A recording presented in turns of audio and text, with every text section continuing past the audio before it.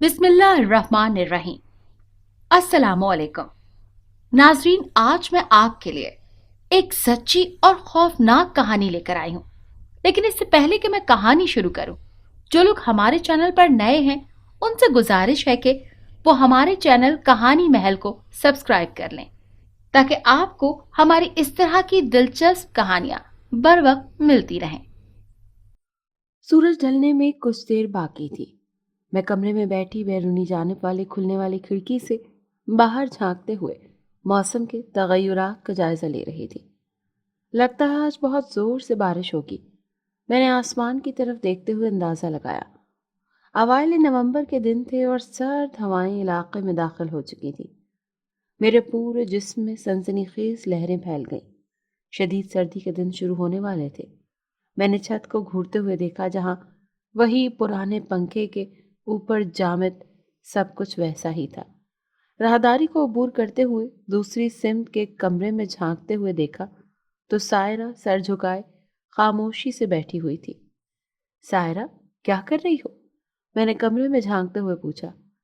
कोई यतीम खाने में सिवाय उदास रहने के अलावा और क्या कर सकता है? अरे, तुम फिर वही उदासी वाली बातें कर रही हो, मैंने उसे घूरते हुए कहा। हाँ, मैं अपने घर वालों को बहुत याद करती हूँ। आपको इल्म है कि जब अम्मी अब्बा के कार हादसे में वफात हुई तो फुप्पो और चचा ने मुझे यहाँ इस यतीम खाने में दाखिल करवा दिया। तब से अब तक बस ये लावारिसों की जगह ही मेरा घर है। वो किस कदर परेशान हो रही थी। मेरे दिल को कुछ हो रहा था कि अभी महज 8 बरस की उम्र में हम लोग किस कदर संजीदा मिजाज हो चुकी थी।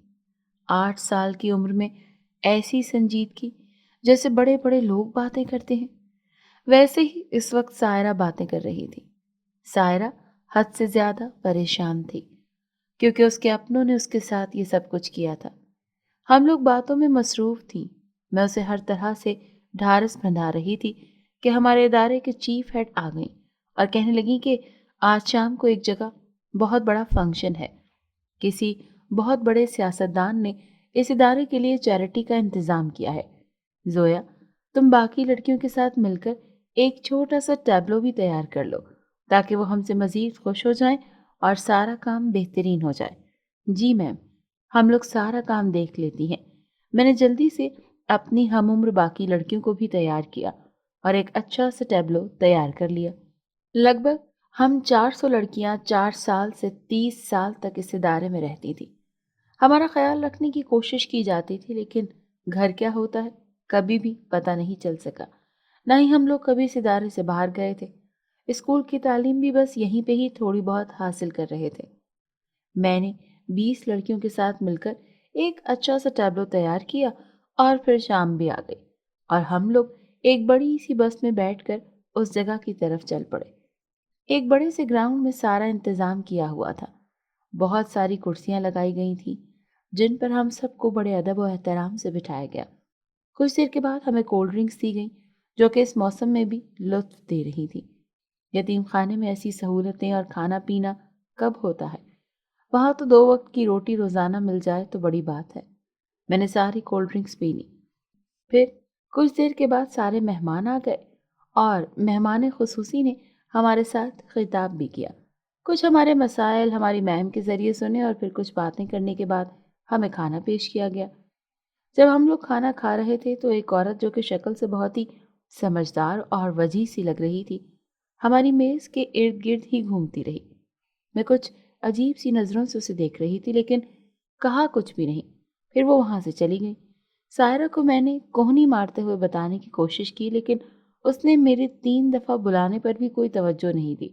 तो मैं अपने ख्यालों में पीछे कहीं चली गई, जहाँ पर वो दिन जब मैं उस यतीम खाने में आई थी। किस कदर छोटी थी, मैं कुछ ठीक से याद भी नहीं था, सिवाय इस बात के कि मैं यहाँ अकेली नहीं थी, बल्कि यहाँ पर और बहुत सारी लड़कियां भी थी। 7 साल कैसे पर लगा कर उड़े, कुछ पता ही नहीं चला। सारा मुझसे भी पहले यहाँ थी। वो जो कि उम्र में मुझसे कुछ बड़ी थी, इसीलिए उसे अपनी यादें और अपने घर में गुजारे हुए दिन बहुत अच्छे से याद थे। इसीलिए उन्हें दिन रात याद करती थी। खाना खाने से पहले बाकायदा एक मेज़बान ने हमारे स्टेज पर हमें बुलाया, ताकि हम अपनी तैयार करदा परफॉर्मेंस दिखा सकें। परफॉर्मेंस में हम लोगों ने सायरा के कहने पर अपने घर का नक्शा खींचा था, जहाँ से उसके वालिदैन के जनाजे उठाए गए और फिर साथ ही वो कैसे उस यतीम खाने में पहुंची। ये सब कुछ इस कदर दुखी और दिल दहला देने वाला था कि आंखें पुरनम हुए बिना रह न सकीं। पूरा ग्राउंड तालियों से गूंज उठा। सबने खड़े होकर हमारे पेश करदा परफॉर्मेंस की दाद दी। हम लोग नम आंखों के साथ सबका शुक्रिया अदा करते हुए नीचे उतर आए। अभी तक सारा ग्राउंड तालियों से गूंज रहा था। काफी देर तक सायरा रोती रही और मैं हस्बे मामूल उसे चुप करवाती रही। खाना लग चुका था। लोग जो कुछ देर पहले आंखें नम किए बैठे थे, अभी खाने की तरफ बढ़ चुके थे। हमारी मेज पे भी खाना लग चुका था और हम लोगों ने भी इस कदर खूबसूरती से सजे खाने की तरफ हाथ बढ़ा दिए थे। हाँ भाई, खूब अच्छी तरह खाना खाओ। मैम हमारे पास आई और चहकते हुए कहने लगी, यहाँ पर ये सारा बंदोबस्त हमारे लिए ही किया गया है। मैम ने चारों तरफ नजरें दौड़ाते हुए कहा, वाकई बेहद खूबसूरत इंतजाम किया है। हर चीज इस कदर करीने से सजाई गई थी कि आंखें खीरा हुए बिना रह न पा रही थी। हम लोग खाना खा चुके तो मैम कुछ देर के बाद सारी मेजों से होती हुई हमारी मेज पर आई और कहने लगी, चलें तैयारी कर लें वापसी के लिए। ये कहते हुए मैम आगे निकल गई, मेहमान खुसूसी का शुक्रिया अदा करने के लिए। उन्होंने मैम के दफ्तर में आकर उनसे मिलने की बात भी की। मेरी तरफ वो बार बार देख रही थी और फिर एकदम से मुस्कुरा भी देती। मैं ना समझी के आलम में उनकी तरफ देखती और फिर नजरें झुकाकर कहीं और देखने लग जाती। ये सब लोग तकरीबन जा ही चुके थे सिवाय इंतजामिया के, जिनका काम अभी कुछ बाकी था। कितनी खूबसूरत है ये शाम ना। मेरा तो दिल ही नहीं चाह रहा कि मैं यहाँ से एक पल के लिए भी कहीं और जाऊं। सायरा ने हवा में आने वाली नमी को अपने अंदर उतारते हुए कहा। उसका मासूम सा चेहरा इस कदर गमगीन लग रहा था कि मैं बहुत देर तक उस पर से नजरें हटा न सकी। चलो भाई, आप सब लोग गाड़ी में जाकर बैठो और वक्त जाया मत करो, मैम ने बुलंद आवाज से स्टेज पर ही हमें पुकारते हुए कहा। हम लोग जल्दी से मैम की तरफ बढ़ी ताकि उनकी बात को समझ सकें। मैम के इशारा करने पर मैंने बड़ी आपियों के साथ गाड़ी की तरफ बढ़ना शुरू कर दिया। जब सब लोग आ गए तो गाड़ी चल पड़ी, लेकिन डायरी ठीक ही कह रही थी कि यहाँ से जाने के लिए किसी का दिल भी आमादा नहीं था। हम लोग 1 घंटे में अपनी मतलूबा मंजिल पर पहुंच गए, जहां मेरी और सायरा की पूरी रात ही आंखों में बसर हुई। किसी को भी नींद नहीं आ रही थी और सायरा आज अपने वालिदैन को याद करते हुए बहुत शिद्दत से रो रही थी। आज मैंने उसे चुप नहीं करवाया। मैं चाहती थी कि वो एक दफ़ा ही अपने दिल का गुबार उतार ले और फिर उसे कभी भी रोने नहीं दूंगी। वो ज़ोर ज़ोर से रो रही थी कि हमारे ही कमरे में 7 लड़कियां और भी रहती थीं। जब उन्होंने हमारी आवाज़ सुनी तो वो गरजदार आवाज़ में बोली कि पता है ना, सुबह स्कूल भी जाना होता है और बाकी भी बेशुमार काम है, इसीलिए चुप करके सो जाओ। हम लोगों ने बाजियों से डरते हुए जल्दी से सोने की कोशिश की, क्योंकि अगर सोचा जाए तो वो बेचारी सारी ठीक ही तो कह रही थी। इस यतीम खाने में बेहद काम थे। हम 2-10 साल से कम थी। वो सारी की सारी स्कूल जाती थी और फिर रात को सोने से पहले पैकिंग का काम भी किया करती थी, जैसे कि किसी चिप्स की पैकिंग या फिर किसी फैक्ट्री में बनने वाले दस्तानों की पैकिंग वगैरह। 10 साल से ऊपर की सारी लड़कियां पढ़ती नहीं थी, बल्कि वो कढ़ाई सीखती थी और फिर 15 से 20 साल तमाम सिलाई करते हुए किसी न किसी बुटीक के लिए बेहद खूबसूरत कपड़े सीती थी। मैं नहायत छोटी उम्र में ही उनके तजर्बात से बहुत कुछ सीख चुकी थी। मैं तो काफ़ी हद तक इस इदारे में एडजस्ट कर चुकी थी, लेकिन सारा अभी तक अपने घर वालों को दिन रात याद करती थी। वो याद करते करते सो गई और मेरी रात फिर करवटें बदलते गुजर गई। लेकिन हस्ब मामूल सुबह मेरी आंख खुल गई थी। मैंने टूटी फूटी सी नमाज अदा की, क्योंकि अभी ठीक से कुछ पढ़ना नहीं आता था। मैं नमाज से फारिग होकर सायरा की तरफ भागी कि उसे उठा सकूं, क्योंकि वो नींद की बेहद पक्की थी। अगर एक दफ़ा सो जाती तो फिर उठने का नाम नहीं लेती। हम लोग कई दफ़ा स्कूल से इसी चक्कर में लेट हो गए थे। स्कूल भले इसी इदारे के अंदर पिछली तरफ 2 कमरों पर मुश्तमिल एक इमारत में था, लेकिन वहाँ की मैम बेहद सख्त थी कि उन्हें लेट आने वाले बच्चे बहुत बुरे लगते थे। सायरा उठो, हम लोग बहुत लेट हो रहे हैं। लेकिन उसने मेरी एक न सुनी और सोती रही। नतीजतन हम लोग लेट हो गए। फिर वो अपनी मर्जी से 10 बजे उठी। तब तक नाश्ता भी खत्म हो चुका था। चलो जी, अब भूखे मरो रात तक, क्योंकि इदारे में खाना और नाश्ता ही हुआ करता था। इदारे के पास इतने ज़्यादा फंड्स नहीं थे, लेकिन रात उस फंक्शन में मिलने वाली ग्रांट की वजह से میم نے اناؤنس کیا کہ آج دوپہر کو بھی کھانا بنے گا اور اچھا کھانا بنے گا۔ سارے ادارے میں خوشی کی لہر دوڑ گئی۔ ہم سب نے مل کر مٹر نکالے اور آلو چھیلے کہ آپا جی کو دیے۔ ٹھیک 2 بجے تک کھانا تیار ہو چکا تھا۔ سب نے خوب سیر ہو کر کھایا۔ آپا جی نے بڑے دل سے کھانا تیار کیا تھا۔ کھانے کے بعد ہم لوگ اپنے کام میں دوبارہ سے مصروف ہو گئیں کیونکہ کام بہت زیادہ تھا اور ابھی پیکنگ کافی پڑی ہوئی تھی۔ رات 1 بجے تک وہ کام مکمل ہوا تو پھر سونے کے لیے چلی گئی کیونکہ آج رات کا کھانا کسی نے بھی نہیں کھانا تھا، اسی لیے کھانا نئے سرے سے بنا ہی نہیں۔ رات بھر پھر مجھے نیند نہیں آئی۔ نہ جانے یہ کون سے مسائل میرے ساتھ ہی شروع ہو چکے تھے۔ سائرہ بہت مزے سے سو رہی تھی۔ میں نے بھی کروٹ لی تاکہ کچھ دیر کے لیے ہی صحیح سو تو سکوں۔ اگلی صبح سائرہ پھر نہیں جاگی، اسی لیے میں نے اسے ایسے ہی چھوڑا اور ناشتہ کر کے اسکول چلی گئی۔ 2 بجے واپس آئی۔ سائرہ میرا ہی انتظار میں بیٹھی ہوئی تھی۔ وہ خوشی سے چلاتے ہوئے مجھ سے لپٹ گئی اور پھر کہنے لگی، آؤ تمہیں کسی سے ملواتی ہوں۔ وہ مجھے پکڑ کر میم کے دفتر میں لے گئی جہاں ایک ادھیڑ عمر کے انسان بیٹھے مسکرا رہے تھے۔ میری تو سمجھ میں کچھ نہیں آ رہا تھا۔ زویا، یہ میرے دادا جی ہیں، یہ مجھے لینے کے لیے آئے ہیں۔ مجھے اس کے چہرے پر پھیلے ہوئے بے حد خوبصورت رنگوں نے اپنی طرف کھینچا۔ مجھے واقعی بے حد اچھا لگ رہا تھا۔ دادا جی نے محبت سے میرے بھی سر پر ہاتھ رکھا۔ پھر سائرہ نے یہ خوشخبری سنائی کہ میں اپنے دادا جی کے ساتھ اپنے ہی گھر میں واپس جا رہی ہوں۔ وہ اس قدر خوش تھی کہ خوشی کے مارے اس کے حلق سے آواز ہی نہیں نکل رہی تھی۔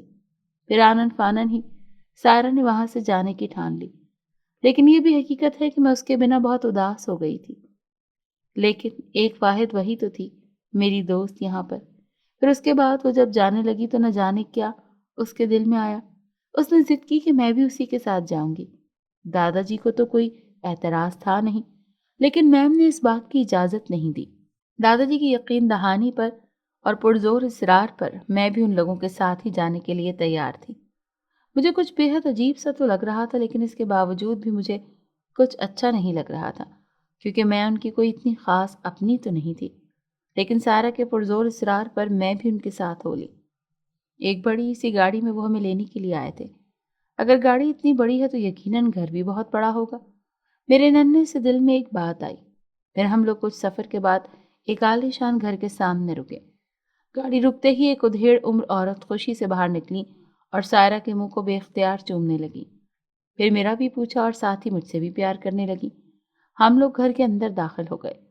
گھر میں اور کوئی نہیں تھا سوائے 2 ملازمین کے، جو کہ ایک عورت اور دوسرا مرد تھا۔ ہمیں دیکھ کر وہ بھی بے حد خوش ہوئے اور ہماری آؤ بھگت کرنے لگے۔ شاید بے حد اچھے لوگ تھے، نہ جانے کیوں دادی جی میں اپنی اماں کا لمس محسوس ہوا۔ مجھے بہت روئی اور پھر دادی جی کے والہانہ محبت نے مجھے بڑا سرشار کر دیا۔ ہمارے مشترکہ کمرے میں ہمارا ٹوٹا پھوٹا سا سامان پہنچا دیا گیا۔ سارہ نے مجھے راستے میں سب کچھ بتا دیا تھا کہ دادا جی میرے پاپا ماما کی وفات کے وقت فالج کے مرض میں مبتلا ہو چکے تھے۔ دادی بیچاری اکیلی بے حد کمزور تھیں، اسی لیے تو دادا جی کی بیماری کا فائدہ پھپھو اور چاچو نے ایک ساتھ اٹھایا اور پھر مجھے یتیم خانے بھجوا دیا۔ لیکن اب جب دادا جی ٹھیک ہوئے ہیں تو سب سے پہلے انہوں نے میری رہائی کا بندوبست کیا ہے اور چچا پھپھو سے فی الحال سارے رابطے توڑ دیے ہیں۔ میں ساری باتیں بڑے غور سے سن رہی تھی اور سارہ کو یہ نہیں بتایا کہ میں کس قدر دل سے تمہارے لیے دعائیں کرتی تھی۔ چلیں، شکر ہے کہ سائرہ بے حد خوش و خرم تو تھی، لیکن مجھے یہیں رہنا بالکل بھی اچھا نہیں لگ رہا تھا۔ لیکن یہاں سے نکلتی بھی تو پھر اپنے اسی ادارے میں ہی واپس جانا تھا، اسی لیے صبر شکر سے یہاں پر ہی سارے حالات کا سامنا کر رہی تھی۔ گھر کیا تھا؟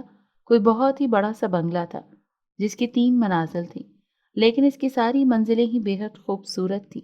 سارہ اور میں نے بڑی دلچسپی اور شوق سے سارے گھر کو دیکھا۔ جو ہی ہم تیسری منزل کی طرف جانے لگے تو دادا جی نے زوردار لہجے میں کہا کہ اس طرف کبھی بھول کر بھی نہیں جانا۔ لیکن دادا جی کیوں؟ سائرہ نے متجسس ہوتے ہوئے پوچھا، لیکن دادا جی کے سرخ ہوتی آنکھوں کو دیکھتے ہوئے مکمل طور پر ڈر گئی اور پھر کوئی اور بات نہیں کی۔ نہ جانے کیوں میرے دل میں ایک عجیب سا خوف بیٹھ چکا تھا اور میں یہی سوچتی تھی کہ آج کے دور میں کوئی اتنا مہربان بھی کیسے ہو سکتا ہے، کیونکہ ایک بچی کو پالنا بے حد مشکل ہے اور یہاں پر تو 2 کی پرورش کرنا کس قدر مشکل کام ہے۔ لیکن کسی نے بھی اس طرف توجہ نہیں دی۔ ہم لوگ جیسے اوپر کی طرف بڑھی تھی بالکل ویسے ہی نیچے بھی اتر آئیں۔ پھر اس کے بعد ہم دونوں میں سے کسی نے بھی اس منزل کے بارے میں کوئی بات نہیں کی۔ رات کا کھانا بھی ایک ساتھ ہی کھایا اور پھر کھانے سے فارغ ہوتے ہی انہوں نے دادی سے کہا کہ بچیوں کا نام لے کر مجھے بتائیں تاکہ میں ان کے لیے کپڑے اور جوتے لا سکوں، کیونکہ بچیوں کا ٹھیک سے باہر نکلنا اور بار بار باہر نکلنے میں کوئی اچھی بات نہیں ہوگی، کیونکہ دشمن ہر وقت گھات لگائے بیٹھے ہیں۔ دادی جی کو ساری بات بتانے کے بعد دادی جی نے بھی انہی کی حمایت کی۔ دادی جی کھانا کھا کر باہر کی طرف چل پڑی۔ پھر ہم لوگوں نے اپنا ہوم ورک بھی کرنا تھا۔ کتابوں سے مجھے بے حد محبت تھی، اسی لیے میں نے اپنا پچھلا سارا کام دہرا لیا تھا۔ اور تو اور دادا جی کی بڑی سی لائبریری میں کچھ میری عمر سے مطابقت رکھتی کتابیں بھی تھیں۔ بس میں وہاں اکثر چلی جاتی اور چپ کے کتابیں پڑھتی رہتی۔ میں کتاب پڑھ رہی تھی کہ دادی جی اور دادا جی وہاں آ گئے۔ زویا، تم دیکھنا تمہیں یہاں پہ کوئی بھی تکلیف نہیں ہوگی، تم بالکل ایسے محسوس کرو گی جیسے کہ تمہارا اپنا گھر ہے۔ دادی جی بھی ہمارے مشترکہ کمرے میں ہی آ کر بیٹھ گئی اور ہم سے ڈھیروں باتیں کرنے لگی۔ سائرہ کے ایک چچا اور پھپھو ہیں جو ان سے بالکل بھی بات نہیں کرتے، صرف جائیداد کے تنازعات ہیں جو کسی بھی صورت میں حل نہیں ہو رہے۔ میرا تو کیس ہی الگ تھا کہ میں نہایت ہی غریب گھر میں آنکھ کھولی تھی، جہاں بھوک کے لالے پڑے رہتے تھے۔ میرے والدین کی وفات سے قبل ہی میرے دادا دادی نانا نانی وفات پا چکے تھے۔ ہمارا تو گھر بھی کرائے کا تھا، اسی لیے میں نے تو پہلے 6 کوئی آسائش نہیں دیکھی تھی، لیکن یہاں آ کر محسوس ہوا کہ زندگی اتنی پیاری بھی ہو سکتی ہے۔ وقت گزرنے کا احساس ہی نہ ہوا اور تقریباً 3 گھنٹے کے بعد دادا جی لدے پھدے سے کمرے میں داخل ہوئے۔ ان کے ہاتھ میں بہت سارے شاپنگ بیگز تھے جن میں ہمارے لیے بے شمار کپڑے، جوتے، کتابیں، کاپیاں اور دیگر ضرورت کی اشیاء تھیں۔ میں وہ سب کچھ دیکھ کر بے حد خوش ہوئی اور پھر دادا جی کچھ دیر مزید ہمارے پاس بیٹھ کر چلے گئے۔ سائرہ نے پاگلوں کی طرح ان شاپروں کو کھولا اور پھر اپنے کپڑے دیکھ دیکھ کر خوش ہوتی رہی۔ کافی وقت گزر گیا تو میری آنکھیں نیند سے بوجھل ہونے لگی۔ میں سو گئی، لیکن سائرہ جاگتی رہی اور پھر نہ جانے کب وہ سوئی، مجھے کچھ اندازہ نہیں۔ صبح ناشتے کے بعد ہم لوگ دادا جی کے ساتھ ایک بہترین اسکول میں گئیں اور ہمارا داخلہ ایک نئے ادارے میں ہو گیا۔ اسکول تو گھر سے بھی کئی گنا زیادہ خوبصورت تھا۔ مجھے تو بہت ہی اچھا لگ رہا تھا۔ پھر میں اور سائرہ بے حد دل لگا کر پڑھنے لگی۔ دن گزرتے گئے اور یقیناً یہ بڑے ہی اچھے دن تھے۔ اس ادارے میں گزارے گئے ایک ایک مشکل ترین پل سے کہیں زیادہ اچھے دن، جن میں کوئی پریشانی نہیں تھی۔ لیکن پھر مجھے کیا پتا تھا کہ میری زندگی میں ایک ایسا امتحان شروع ہوگا جو کبھی بھی ختم ہونے کا نام نہیں لے گا۔ ہم لوگ شام کو دادا جی سے لان میں بیٹھ کر اچھی سی کہانی سن رہے تھے۔ جو کچھ چاہیے ہوتا وہ سب کچھ گھر میں ہی آ جاتا، لیکن ہمیں خود سے بھی کہیں جانے کی ہرگز ضرورت نہیں تھی۔ ہم لوگ دادا جی کی ساری باتوں پر عمل کرتی، مبادا کہیں کسی بڑی مصیبت میں گرفتار نہ ہو جائیں۔ ایک دن ہم لوگ اسکول سے واپس آئیں تو گھر کا ماحول پہلے جیسا ہرگز نہیں تھا، کیونکہ دادا جی شدید غصے میں گاڑی سے اترے تھے اور اندر دادی جی بھی رونے میں مصروف تھی۔ بار بار اپنے دوپٹے کے پلو سے آنکھیں رگڑتے ان کی آنکھیں سرخ ہو چکی تھی۔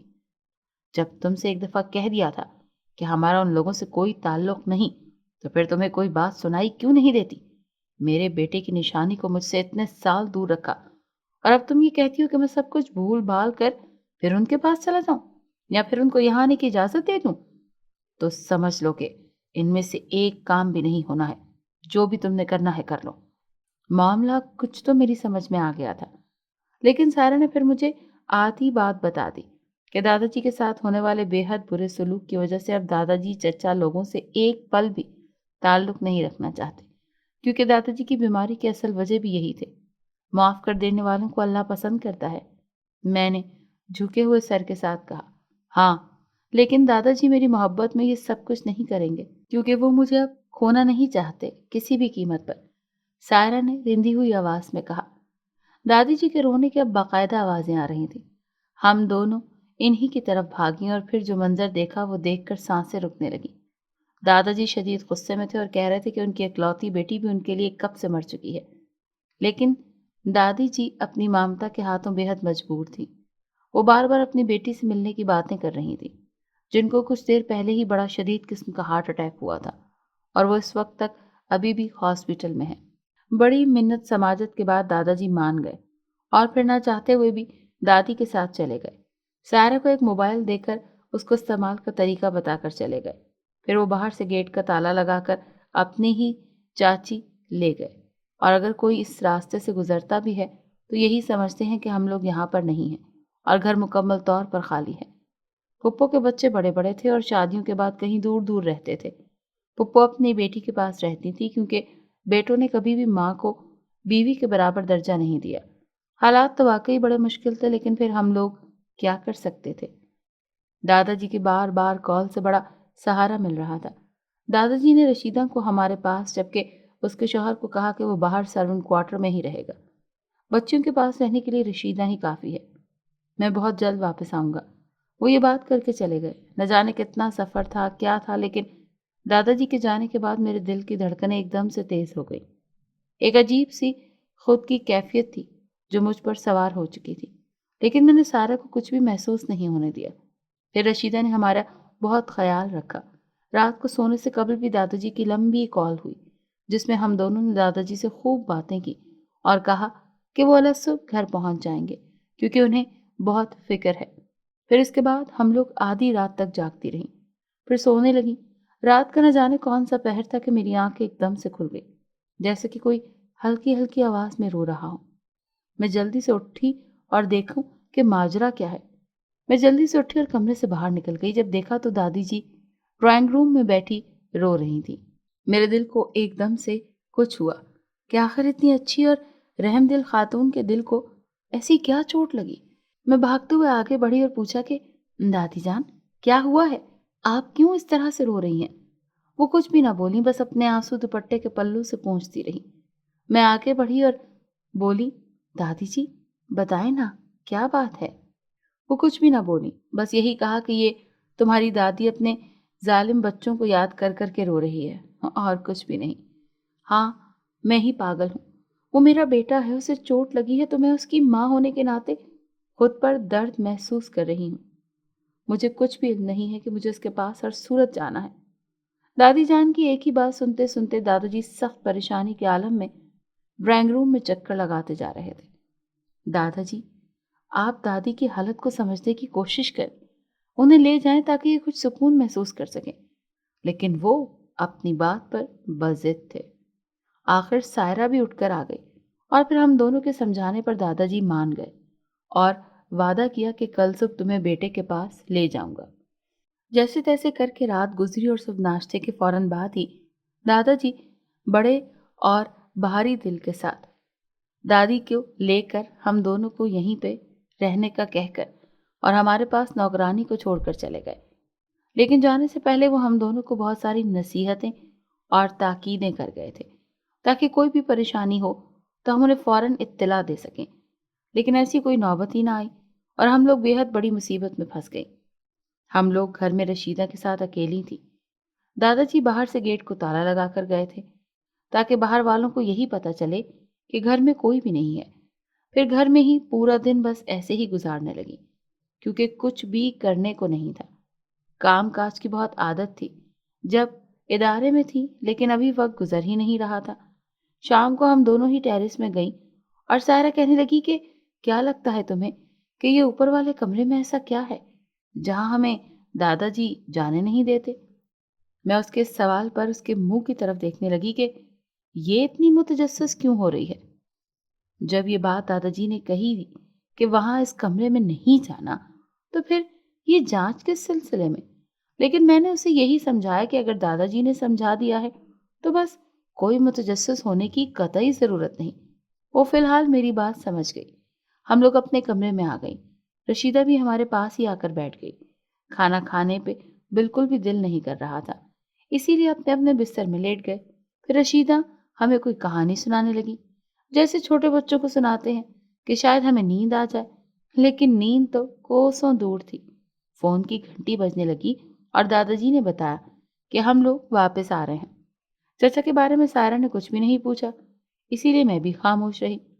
لیکن میں نے دل سے شکر ادا کیا کہ دادا جی آ رہے ہیں، کیونکہ پورا دن میں نے بے حد خوفزدہ انداز میں گزارا۔ میری آنکھیں بند ہو رہی تھی، نیند سے سر بوجھل ہو رہا تھا، لیکن نہ جانے میرا دل ایک عجیب سی پریشانی میں مبتلا تھا اور میں سونا نہیں چاہتی تھی۔ اسی لیے شدید سردی میں بھی بستر سے باہر نکل کر بیٹھی ہوئی تھی کہ کسی طرح سے جاگتی رہوں۔ پھر نہ جانے کیسے مجھے نیند آ گئی اور میں سو گئی۔ سائرہ مجھ سے بھی پہلے سو چکی تھی۔ کافی رات گزر گئی اور میری آنکھ نہیں کھلی۔ گھر میں کہیں دور، بہت دور کھٹ کھٹ کی آوازیں آ رہی تھیں۔ میری نیند شروع ہی سے بہت کچی تھی۔ بعض کہیں پتا بھی ہل جاتا تو میری آنکھ کھل جاتی تھی۔ آج بھی کچھ ایسا ہی ہوا۔ پھر میں اٹھی اور کمرے کا دروازہ کھلا دیکھا تو دل دھک سے رہ گیا۔ رشیدہ بھی کمرے میں نہیں تھی۔ میں نے آس پاس دیکھا لیکن مجھے کچھ بھی نظر نہیں آیا۔ پھر میں کمرے سے باہر نکل گئی اور دیکھا تو کوئی بھی نہیں تھا، لیکن ڈرائنگ روم میں چیزیں بکھری پڑی تھیں۔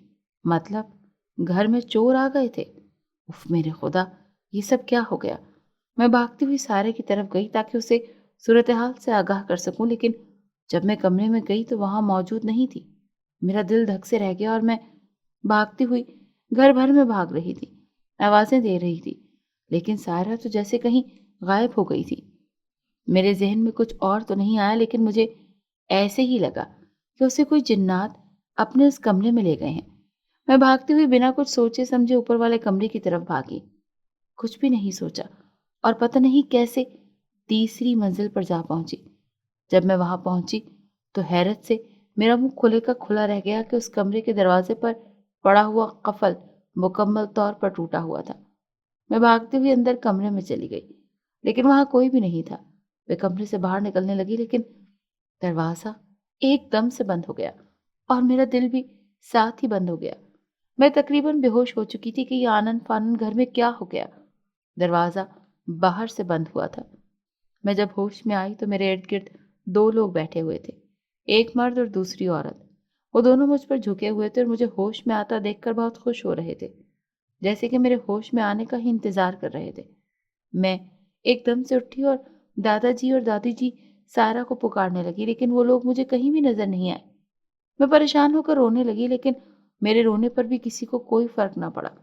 وہ عورت مجھے دلاسے دیتے ہوئے چپ کروا رہی تھی، لیکن میرا دل روئے جا رہا تھا۔ میں بہت پریشان تھی، کچھ سمجھ میں نہیں آ رہا تھا اور نہ ہی کچھ اچھا لگ رہا تھا۔ تم ہماری بیٹی ہو، ہم ہی اب تمہیں پالیں گے اور اب تم پوری زندگی ہماری ہی رہو گی، وہ مرد کہہ رہا تھا۔ میں یہاں نہیں رہوں گی، مجھے سائرہ کے ساتھ رہنا ہے، وہ میری بہن ہے، میں نے چیختے ہوئے کہا۔ نہیں نہیں، وہ تمہاری بہن نہیں ہے، تم ہماری بیٹی ہو اور ہم اب تمہارے ماں باپ ہیں اور اب تم یہاں سے کہیں بھی نہیں جاؤ گی۔ جب کافی میرے رونے دھونے کا بھی ان پر کوئی اثر نہ ہوا تو میں نے رونا بند کر دیا، کیونکہ رونا ہی آخری امید ہوتی کسی کے سخت دل کو نرم کرنے کے لیے۔ اس طرح سے میں ان دونوں کے ساتھ رہنے لگی، دن گزرنے لگے۔ یہ لوگ بہت ہی زیادہ غریب تھے اور بڑی مشکل سے گزر بسر کر رہے تھے، لیکن ان کے دل بڑے پیارے تھے۔ میری ہر ضرورت کا خود ہی خیال رکھا جاتا، لیکن میں نے اپنے دل سے، اپنے ذہن سے تمام خواہشات کو نکال کر کہیں دور پھینک دیا تھا۔ لیکن میں کیا کرتی؟ دادا جی کی والہانہ محبت بہت یاد آ جایا کرتی تھی۔ یہ دونوں بے اولاد تھے، اسی لیے انہوں نے مجھے دیکھتے ہی شاید مجھ میں اپنی اولاد کو دیکھ لیا۔ میری ایک تیسری زندگی شروع ہو چکی تھی، نہ جانے یہ کون تھے۔ میرے پوچھنے پر بس یہی کہتے کہ بہت جلد سب کچھ پتہ چل جائے گا، بس کچھ دیر کے لیے مناسب وقت کا انتظار کرو۔ میں عام بچوں کی طرح اسکول نہیں جاتی تھی، بلکہ مجھے ایک استاد گھر میں ہی پڑھانے آتے تھے، اور مجھے گھر سے باہر جانا بھی ہوتا تو میں اپنی اس نئی امی کے ساتھ ہی جایا کرتی۔ اکیلے باہر جانے کی بالکل بھی اجازت نہیں تھی۔ بس وقت گزرتا جا رہا تھا۔ پھر ایک دن میرے والدین نے فیصلہ کیا کہ ہم نے یہ علاقہ چھوڑ کر کسی دوسرے علاقے کی طرف سفر کرنا ہے، اور ہم لوگ اپنا تھوڑا سا سامان لے کر دوسرے علاقے کی طرف چل پڑے۔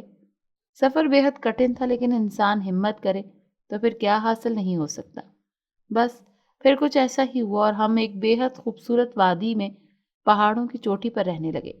گھر بہت چھوٹا تھا لیکن بے حد خوبصورت تھا۔ جتنی میری عمر تھی اس کے مطابق میں یہاں بھی رہنے پر آمادہ ہو چکی تھی اور اپنی زندگی میں خوش تھی۔ پھر یہاں مجھے ہر طرح کی آزادی حاصل تھی۔ یہاں تو میں بنا کسی روک ٹوک کے ایک جگہ سے دوسری جگہ بھی جا سکتی تھی۔ یہاں ایک چھوٹے سے اسکول میں پڑھنے بھی لگ گئی تھی۔ ایک رات میں ہم لوگ کھانے میں مصروف تھے کہ کچھ لوگ ہمارے گھر آئے اور میرے بابا کو کہنے لگے کہ اس ماہ کی 19 تاریخ کو وادی جن میں جشن ہے، سب لوگ وہاں جائیں گے، اسی لیے تم بھی وہاں آ جانا اور اپنا مطلوبہ بیان کرو۔ وہ لوگ کچھ دیر کے بعد چلے گئے۔ میرے لیے یہ سب کچھ سننا بہت عجیب تھا کہ وادی جن میں ہی کیوں؟ پھر رات کے وقت ہم لوگ سو گئے۔ آدھی رات کے وقت پیاس کی شدت کی وجہ سے میں اٹھ گئی اور کچن کی طرف بڑھی تاکہ میں پانی پی سکوں۔ جیسے ہی میں کچن میں گئی وہاں میری امی پہلے ہی موجود تھی۔ میں پہلے تو ڈر گئی، پھر خیال آیا کہ ماضی جیسا ہی کچھ نہ پھر سے ہو جائے، اسی لیے کچن کے باہر ہی کھڑی ہو کر دیکھنے لگی۔ امی وہاں پانی پی رہی تھی لیکن ان کی شکل ایک دم سے بدل گئی اور پھر وہ ایک بے حد عجیب سی شکل میں تبدیل ہو گئی۔ یہ سب کچھ دیکھ کر میری چیخیں نکل گئیں۔ میں بھاگتے ہوئے کمرے میں چلی گئی اور وہاں جا کر اونچی آواز میں رونے لگی۔ میں کن لوگوں کے درمیان اتنے عرصے سے رہ رہی ہوں؟ رو رو کر میرا برا حال ہو چکا تھا لیکن کچھ سمجھ میں نہیں آ رہا تھا۔ میرے نئے والدین بار بار دروازہ بجا رہے تھے۔ زویا میری بچی، ایک دفعہ دروازہ کھولو، ہم تمہیں سب کچھ بتاتے ہیں، ہمارے حالات پھر سارے ٹھیک ہو جائیں گے۔ لیکن میں نے دروازہ نہیں کھولا۔ جب میں نے پیچھے مڑ کر اپنے بستر کی طرف دیکھا تو وہ دونوں میرے بستر پر بیٹھے مسکرا رہے تھے۔ میں اس قدر خوفزدہ ہوئی کہ میری سانس بحال ہی نہیں ہو رہی تھی۔ میں بے ہوش ہو چکی تھی اور پھر مجھے بتایا گیا کہ میں 3 دن کے بعد ہوش میں آئی ہوں۔ میں عمر کے 18ویں سال میں لگ چکی تھی۔ جوانی پر قدم رکھتے ہی سب کچھ حسین تر ہوتا جا رہا تھا، لیکن میں کبھی کبھی اس زندگی سے بے حد تنگ آ جاتی تھی، کیونکہ آخر کب تک میں یہاں رہ سکتی ہوں، کیونکہ آخر کار یہ ہیں تو جنات ہی۔ لیکن مجھے علم ہی نہیں ہوا کہ میں پھر ساری بقیہ زندگی وہیں پہ رہوں گی۔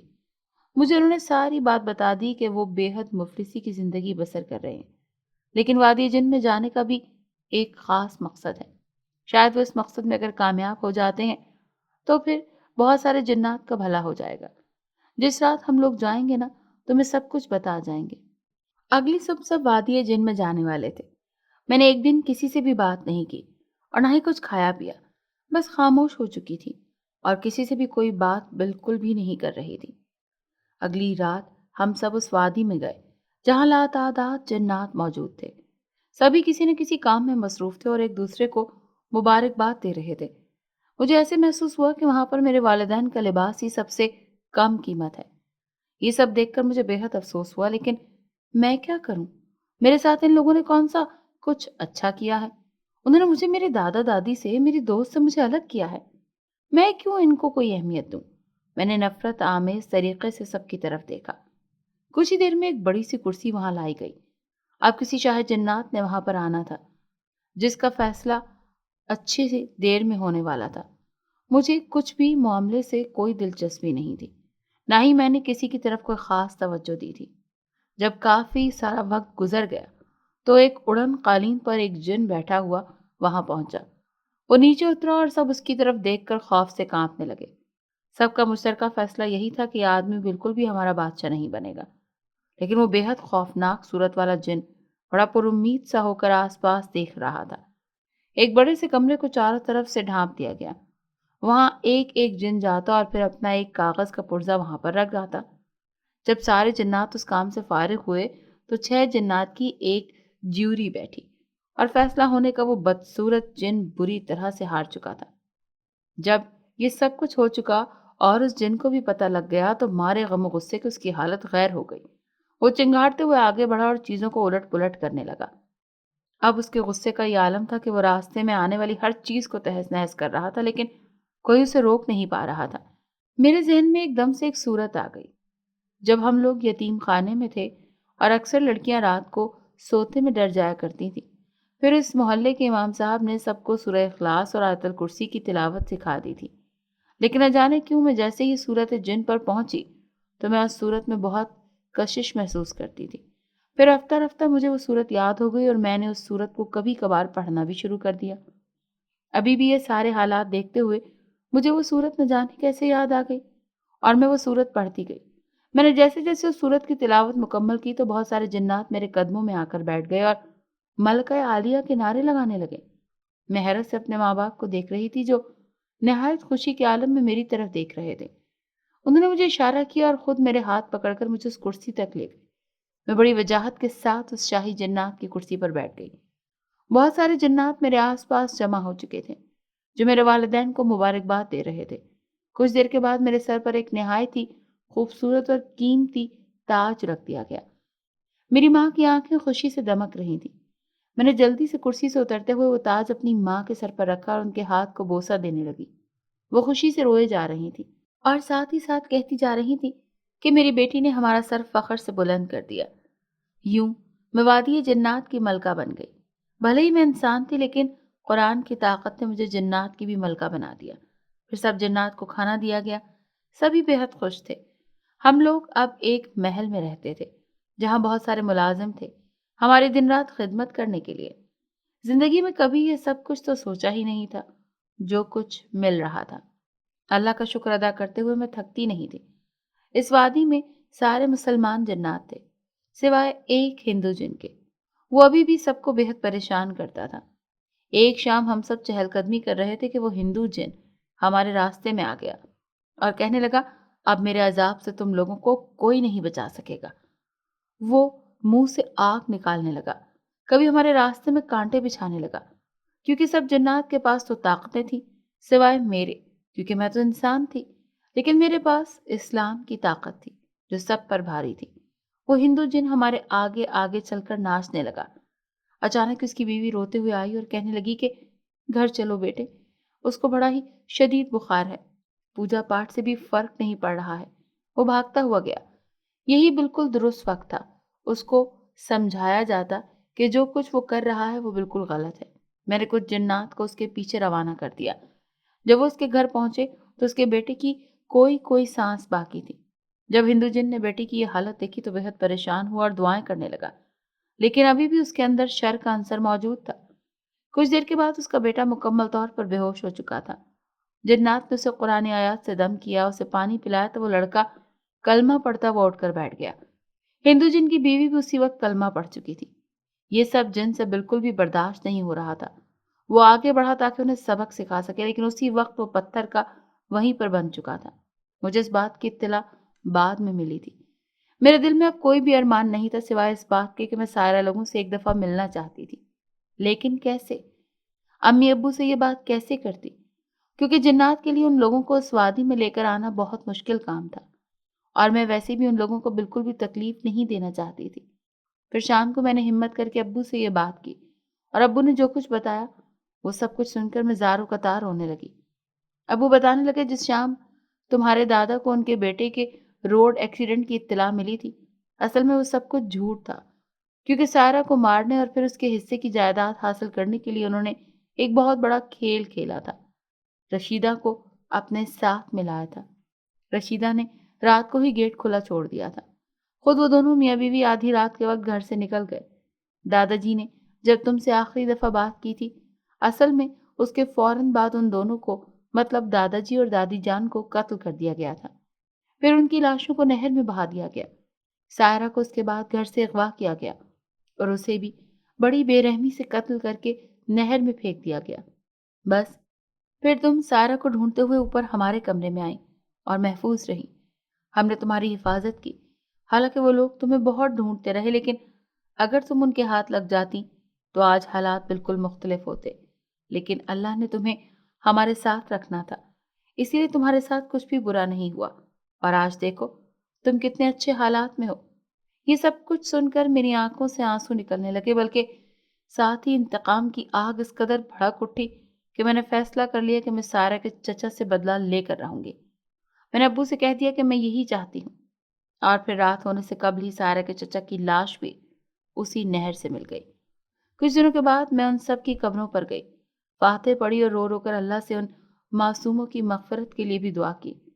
آج بھی ان کی یادیں بہت آتی ہیں، لیکن یہ سوچتے ہوئے کہ موت برحق ہے، بس کچھ صبر آ جاتا ہے۔ میرے جن والدین کو میری شادی کی بے حد فکر تھی۔ وہ میرے لیے کوئی بہت ہی اچھا سا رشتہ دیکھ رہے تھے، لیکن کہیں بھی میرے جوڑ کا کوئی رشتہ ان کو میسر نہیں آ رہا تھا۔ لیکن ایک دن پھر کایا پلٹ گئی اور ایک شام کو کچھ لوگ بھول کر اس وادی میں کچھ فاصلے پر چہل قدمی کر رہے تھے۔ میں بھی جناتی سہیلیوں کے ساتھ گھوم پھر رہی تھی۔ فریاد کی مجھ پر نظر پڑی اور بس پھر بات محبت سے ہوتی ہوئی شادی تک جا پہنچی۔ آج ہم لوگ سائرہ کے دادا کی شاندار حویلی میں بڑی تمکنت سے رہ رہے ہیں۔ سب کچھ بہترین ہو چکا ہے سوائے سائرہ کی کمی کے، جو میں بہت ہی شدت سے محسوس کرتی ہوں۔ لیکن آخر کو میں نے بھی ایک دن وہیں پر تو جانا ہے۔ جنات کی ملکہ اور بادشاہ آج کل میرے والدین ہیں۔ اگر آپ کو یہ کہانی اچھی لگی ہے تو اسے لائک کیجیے اور ہمارے چینل کہانی محل کو سبسکرائب کیجیے۔ اور ہاں، اگر آپ کے کسی دوست، رشتہ دار یا بہن کے ساتھ خدا نخواستہ اس طرح کا کوئی بھی واقعہ پیش آیا ہے تو ہمیں کامنٹ سیکشن میں اس کے بارے میں ضرور بتائیے۔